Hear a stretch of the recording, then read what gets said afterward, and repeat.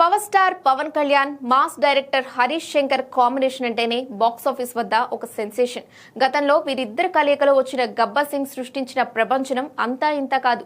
ఇప్పుడు మళ్ళీ అదే మ్యాజిక్ రిపీట్ చేసేందుకు ఉస్తాద్ భగత్ సింగ్ సిద్ధమవుతోంది. ముఖ్యంగా ఈ సినిమాలో ఒక స్పెషల్ ఎపిసోడ్ గురించి ఆసక్తికరమైన వార్తలు వినిపిస్తున్నాయి.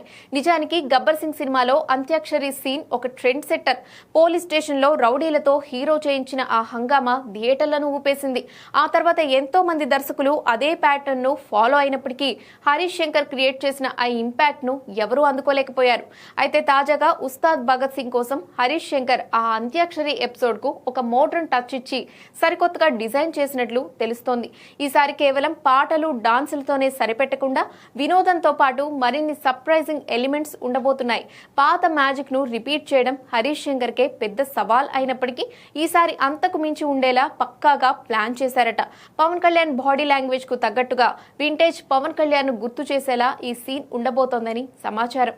అయితే ఒక ట్రెండ్ సెట్టర్ ను మళ్లీ అదే స్థాయిలో ఆవిష్కరించడం కత్తి మీద సామే.